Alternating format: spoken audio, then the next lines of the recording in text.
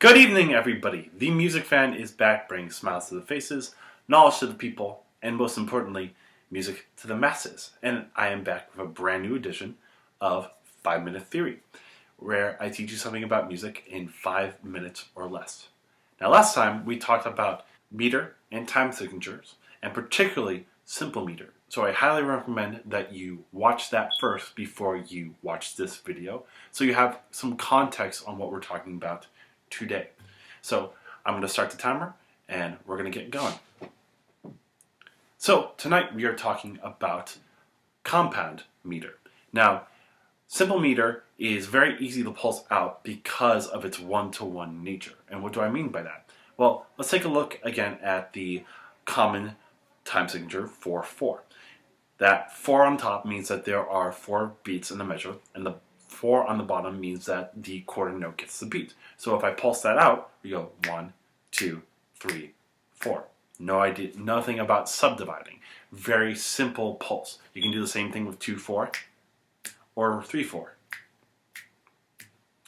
Very simple idea. But there are some things that are a little bit more complicated than that.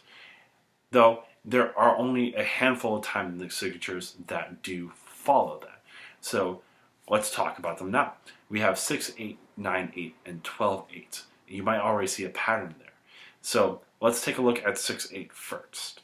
6/8 is saying that, if we looked at it in simple meter, that there are 6 beats in a measure and that the 8th note gets the beat. And you can definitely conduct that out if you would like. You can go 1, 2, 3, 4, 5, 6. But what if we have a faster song in 6/8, like Piano Man?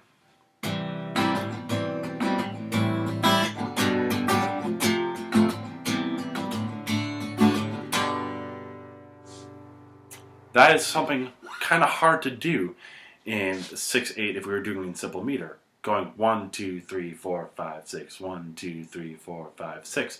Not really fun for your hands. So, what if we were able to break that down? Well, you just might be able to. Let's take a baseline approach to this song. So if we went,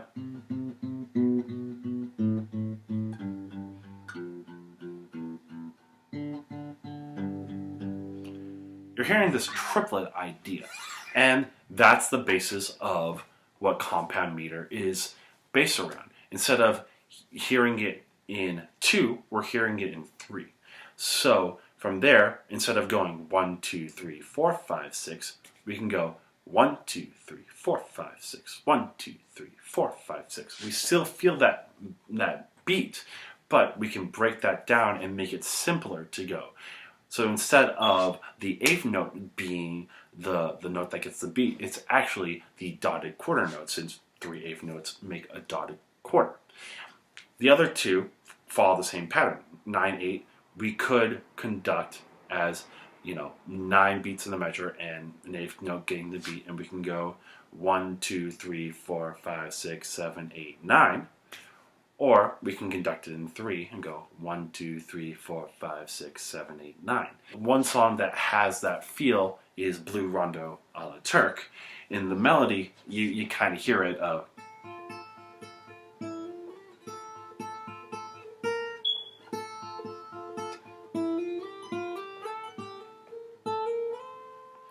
you hear that triplet idea, and that's where that 9/8 comes from. 12/8, same idea. We could do 12 beats in a measure and the 8th note getting the beat and go 1, 2, 3, 4, 5, 6, 7, 8, 9, 10, 11, 12. Or we can conduct it in 4 and go 1, 2, 3, 4, 5, 6, 7, 8, 9, 10, 11, 12. And when you're conducting it with that triplet feel, you kind of do it a little bit more flowy because it gives you that time to build up. So one song that has that feel in 12/8 is Everybody Wants to Rule the World.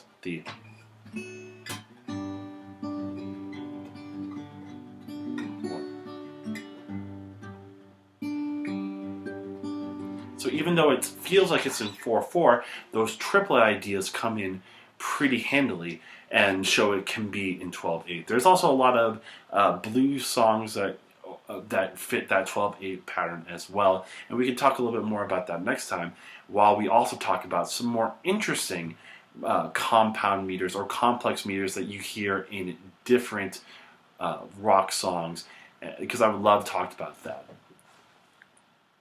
So that is my time.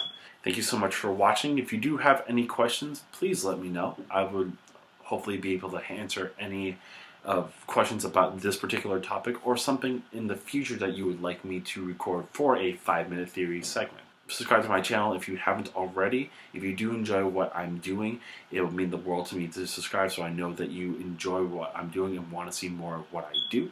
And again, just give me some more topics on 5-minute theories. I do have a lot that I am going to get out, but I am always up for talking about certain things about music theory or music in general.